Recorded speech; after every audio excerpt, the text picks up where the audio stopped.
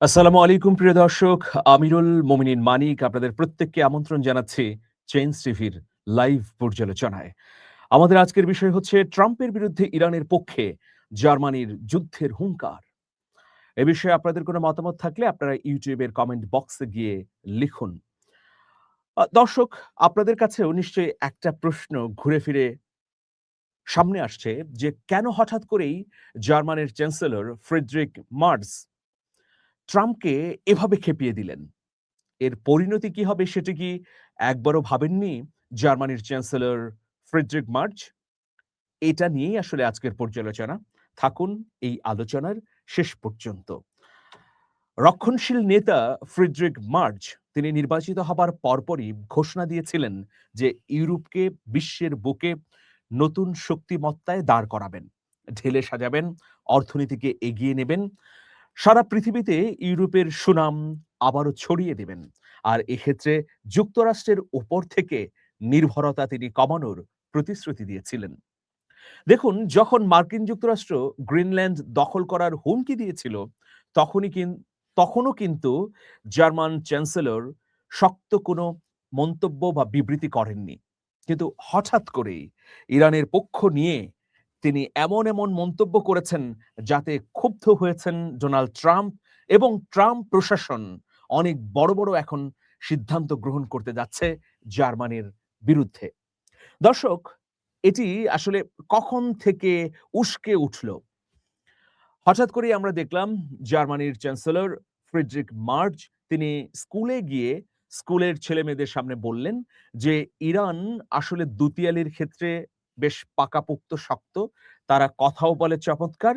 তারা মার্কিন যুক্তরাষ্ট্রকে বুদ্ধিমত্তা দিয়ে ঠেকিয়ে দিচ্ছে। আর পুরো মার্কিন জাতি অসহায় অবস্থায় ইরানের কাছে যুদ্ধ বন্ধ বা যুদ্ধবিরতির করুণা ভিক্ষা করছে। এই বক্তব্য দিয়েছিলেন ফ্রিডরিখ মার্জ। এই বক্তব্যের পরে ডোনাল্ড ট্রাম্প তেলে বেগুনে ফুলে ওঠেন। তিনি এতটাই ক্ষুব্ধ হন যে কড়াভাবে হুঁশিয়ারি দেন জার্মানির চ্যান্সেলরকে এবং বলেন ভবিষ্যতে জার্মানিকে আর কোনো ধরনের সহযোগিতা করবেন না। দেখুন, জার্মানির প্রতিরক্ষার জন্যে মার্কিন যুক্তরাষ্ট্রের সৈন্য মোতায়েন করা আছে। সেখান থেকে ৫,০০০ সৈন্য সরিয়ে নেবেন বলে তিনি ঘোষণা দেন। এটি হচ্ছে ১ম নেতিবাচক ঘোষণা। দ্বিতীয় ঘোষণা দেন যে জার্মানিকে তিনি যে প্রতিশ্রুতি দিয়েছিলেন ২০২৪ সালের প্রতিরক্ষা চুক্তির আওতায় যে টমাহক ক্ষেপণাস্ত্র দেবেন, সেটা এখন আর দেবেন না।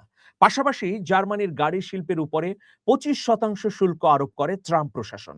এই ৩ টি সিদ্ধান্ত জার্মানির জন্যে অত্যন্ত নেতিবাচক হয়। কিন্তু এত সব সিদ্ধান্তের পরেও জার্মানির ভাইস চ্যান্সেলর তিনি নিজের শক্তিমত্তা, দৃঢ়তা কোনো কিছুই কমাননি। বরং মেরুদণ্ডকে সোজা করে বলেছেন যে, "আমরা ডোনাল্ড ট্রাম্পের বিপজ্জনক খেলার সঙ্গে একমত হতে পারি না। ইউরোপের রাষ্ট্রগুলো এক হয়ে সারা পৃথিবীতে নতুন একটি পথ দেখাবো।"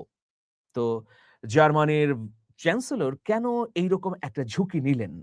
যখন রাশিয়া জার্মানির সহ ইউরোপের রাষ্ট্রগুলোর বিরুদ্ধে নতুন হুমকির প্রদর্শন করছে। বিশেষ করে কালিনগ্রাদে রাশিয়া ক্ষেপণাস্ত্রবাহী পারমাণবিক অস্ত্রবাহী ক্ষেপণাস্ত্রের মোতায়েন করেছে, যাতে ইউরোপ হুমকির মুখে পড়েছে। তো এইরকম একটা পরিস্থিতিতে ইউরোপের তো মার্কিন যুক্তরাষ্ট্রের সাহায্য সহযোগিতার প্রয়োজন ছিল। কিন্তু ইউরোপের শক্তিশালী রাষ্ট্র জার্মানি যখন এই ধরনের হুমকিমূলক অবস্থান নিয়েছে, তখন কি বিপদে পড়ল না? দর্শক, বিশ্লেষণের মধ্যেও নতুন বিশ্লেষণ রয়েছে। সেই দিকেই আমি যাব। দেখুন, আগে কিন্তু ডোনাল্ড ট্রাম্প পোপের বিরুদ্ধে খালি টুইট করতেন, এক্স পোস্ট দিতেন। এরপর তার সামাজিক যোগাযোগ মাধ্যমগুলোতে খড়গহস্ত হতেন। কিন্তু এখন সাম্প্রতিক সময়ের কথা যদি বলি, ১ মাসের আগের কথাও যদি বলি, আমরা দেখব যে জার্মানির চ্যান্সেলরের বিরুদ্ধে একের পর এক স্ট্যাটাস দিচ্ছেন ডোনাল্ড ট্রাম্প, পোস্ট করছেন। তো কেন? কারণ ট্রাম্প মনে করছেন যে ফ্রেডরিখ মার্জ এই মুহূর্তে তার সবচেয়ে শক্তিশালী শত্রু। সুতরাং তাকে ঠেকাতে হবে। তাকে ঠেকাতে যে সিদ্ধান্তগুলো মার্কিন প্রশাসনের নেওয়া উচিত তা নিতে হবে। দর্শক, এরকম পরিস্থিতিতে জার্মানির চ্যান্সেলরের সামনেও অনেকগুলো দিক রয়েছে। সেই দিকগুলো কি? প্রথম বিষয় হচ্ছে হরমুজ প্রণালীতে ইতোমধ্যে ভয়াবহ এবং ন্যক্কারজনকভাবে পরাজিত হয়েছে ট্রাম্প প্রশাসন।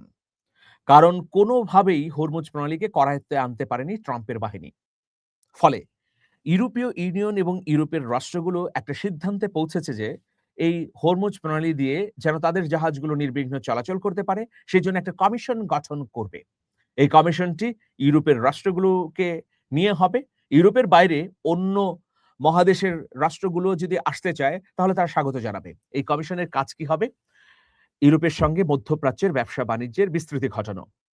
এই মুহূর্তে মধ্যপ্রাচ্যের সঙ্গে তাদের যে ব্যবসার পরিধি আছে তাকে বাড়িয়ে ৩ গুণ করা। সেই সঙ্গে হরমুজ প্রণালী দিয়ে নিজেদের জাহাজগুলো, তেলের ট্যাঙ্কারগুলো যেন নির্বিঘ্নে নিরাপত্তার সঙ্গে চলতে পারে সেই জন্য ইরানের সঙ্গে একটা চুক্তি করা। ইরানের এই চুক্তির মধ্য দিয়ে ইউরোপের রাষ্ট্রগুলো ইরানকে যেমন একটা টোল দেবে, একইভাবে ইরান প্রত্যেকটি জাহাজকে নির্বিঘ্নে পার করিয়ে দেবে। এটার মধ্য দিয়ে ইউরোপের রাষ্ট্রগুলো চাইছে মার্কিন যুক্তরাষ্ট্রের বলয় থেকে বেরিয়ে নিজস্ব সক্ষমতায় দাঁড়িয়ে মধ্যপ্রাচ্য এবং মধ্য এশিয়ার রাষ্ট্রগুলোর সঙ্গে ব্যবসা বাণিজ্য করতে। এটা একটা কারণ। দ্বিতীয় কারণ হচ্ছে প্রিয় দর্শক, এই ইরানকে ঘিরে সমগ্র পৃথিবীতে কিন্তু দুটো বলয় তৈরি হয়েছে। একটা বলয় রয়েছে মার্কিন যুক্তরাষ্ট্র, আর আরেকটা বলয় রয়েছে চীন, রাশিয়া এরকম শক্তিশালী রাষ্ট্র। এর সঙ্গে আবার যুক্ত হয়েছে স্পেন এবং ফ্রান্স। ফলে ইউরোপের রাষ্ট্রগুলো এখন চীন, রাশিয়ার দিকেও ঝুঁকছে। মার্কিন বলয় থেকে যদি জার্মানি বের হয়ে আসে, তাহলে রাশিয়ার লক্ষ্যবস্তুতে পরিণত হবার আর কোনো আশঙ্কা থাকবে না। এই যে বলা হচ্ছে যে আ কালিনগ্রাদে রাশিয়া পরমাণু অস্ত্রবাহী ক্ষেপণাস্ত্রের মোতায়েন করেছে কেবলমাত্র ইউরোপের রাষ্ট্রগুলোকে একটা হুমকি দেবার জন্যে। তো এই হুমকি কমাতে এখন জার্মানি এবং অন্যান্য ইউরোপীয় রাষ্ট্রগুলোর সামনে একটাই কৌশল রয়েছে, সেটা হচ্ছে মার্কিন বলয় থেকে বেরিয়ে আসা। জার্মানি সহ অন্যান্য ইউরোপীয় রাষ্ট্রগুলো এটা নিশ্চিতভাবেই জানে যে এই যুদ্ধে মার্কিন যুক্তরাষ্ট্রের ভয়াবহ পরাজয় ঘটবে। যে কারণে তিনি এতটা স্পর্শকাতর মন্তব্যও করলেন। ফ্রিডরিখ মার্জ বললেন যে মার্কিন যুক্তরাষ্ট্র এমনভাবে পর্যদস্ত হয়েছে ইরানের কাছে যাতে গোটা মার্কিন জাতি নতজানু হয়েছে এবং তাদের আত্মমর্যাদায় আঘাত এসেছে এবং তারা সত্যিকার অর্থেই যে দুর্বল তা বিশ্বের কাছে প্রমাণিত হয়েছে। তো এরকম কঠোর মন্তব্যের পরে ট্রাম্প ক্ষেপে উঠবেন এবং ব্যবস্থা নেবেন, এটাও কি জানতেন না মার্জ? অবশ্যই জানতেন এবং সামগ্রিক পরিস্থিতি বিবেচনা করেই কিন্তু তিনি এই অবস্থান নিয়েছেন। আমরা দেখতে পাচ্ছি যে মার্জের পাশে এখন স্পেন, ফ্রান্সের সরকার এসে দাঁড়িয়েছে। মার্জের সঙ্গে চীনও যোগাযোগ করছে। পাশাপাশি রাশিয়াও আগের চেয়ে নমনীয় অবস্থায় রয়েছে।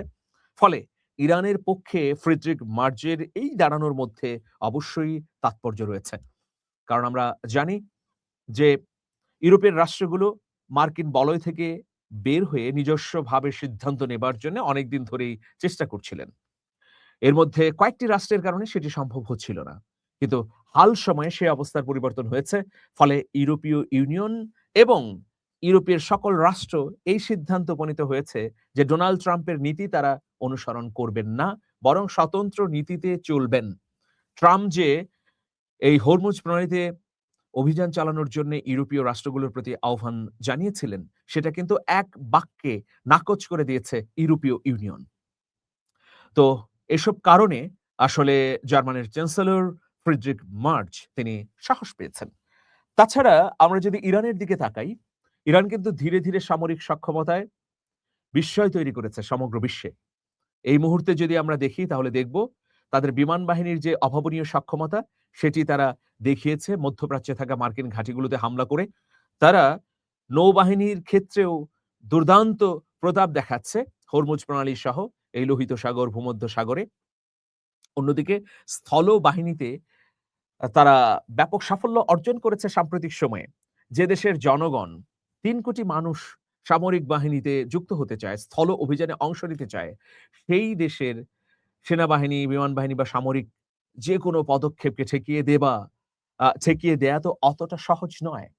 তো সবকিছু মিলিয়ে ফ্রিডরিখ মার্জ যে অবস্থান নিয়েছেন এটা জার্মানির জন্য ইতিবাচকই হবে। তবে গাড়ি শিল্পের উপর যে ২৫% শুল্ক আরোপ করেছেন ট্রাম্প, সেখান থেকেও তাকে সরে আসতে হবে। কারণ জার্মানির সঙ্গে মার্কিন যুক্তরাষ্ট্রের ব্যবসা একটা ভারসাম্যের মধ্য দিয়ে চলে। যদি এখন জার্মানি ঘোষণা দেয় যে আমি মার্কিন যুক্তরাষ্ট্রের উপর ৩০% শুল্ক আরোপ করলাম, তাহলে কিন্তু ওয়াশিংটনও বিপদে পড়বে। কারণ এটি আমাদের মতো কোনো রাষ্ট্র নয়। এটি মধ্যপ্রাচ্যের কোনো নতজানু রাষ্ট্র নয়। জার্মানির নিজস্ব সক্ষমতা আছে, ইতিহাস আছে, ঐতিহ্য আছে। তো সবকিছু বিবেচনায় জার্মানি সাম্প্রতিক সময়ে যুক্তরাষ্ট্রের বিরুদ্ধে যে যুদ্ধ ঘোষণা করেছে, এটার তাৎপর্য আছে এবং এই তাৎপর্যের ফলে ইরানও নতুন করে উদ্দীপ্ত হয়েছে, অঙ্গীকারাবদ্ধ হয়েছে বিশ্বে শক্তির ভারসাম্য তৈরির প্রচেষ্টা করার। ইতিমধ্যে তৈরি হয়ে গেছে, সেটা তো আপনারা দৃশ্যমানভাবেই দেখছেন। তো ভবিষ্যতে আরো এটি স্পষ্ট হবে। হয়তো কয়েকদিনের মধ্যেই বিজয় উদযাপন করবে ইরান। সেই সময় নিশ্চয়ই পৃথিবীতে একতরফা বা একচ্ছত্র মার্কিন আধিপত্য ধসে পড়বে। আমরা সেই অপেক্ষায় আছি যে কবে চূড়ান্ত বিজয় উদযাপন করে পরাশক্তি হিসেবে মাথা উঁচু করে দাঁড়াবে ইরান। তবে এটি খুব দূরবর্তী সময় নয়, বরং সহসাই অল্প কদিনের মধ্যেই হবে বলে খোদ তেহরানের কর্মকর্তা জানাচ্ছেন। ভালো থাকবেন সবাই। শুভেচ্ছা নিরন্তর। আল্লাহ হাফেজ।